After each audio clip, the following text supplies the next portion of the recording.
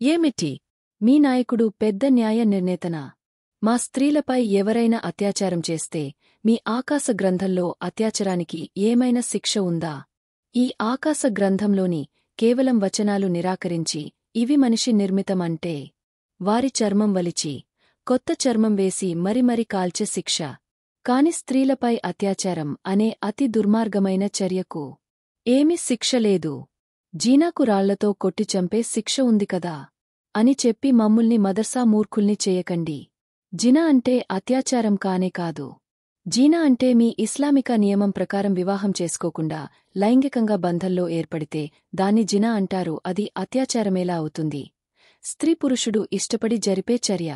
కేవలం మీ ఇస్లాం ప్రకారం వివాహం చేసుకోలేదు అంటే దానికి రాళ్లతో కొట్టి చంపుతారు. మీ ఆకాశ గ్రంథంలో అత్యాచారానికి శిక్ష ఎందుకు లేదో నేను చెప్పుతాను విను.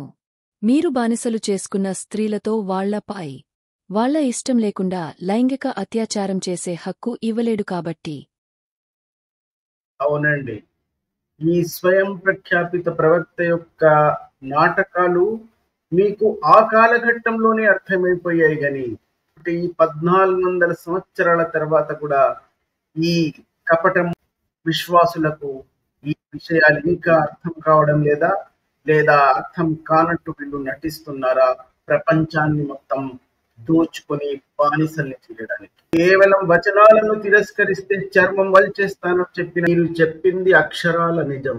మొత్తం ఖురాన్లో అత్యాచారానికి ఎక్కడ కూడా శిక్ష లేదు. బహుశా మీరు చెప్పే కారణమే అయి ఉండవచ్చు.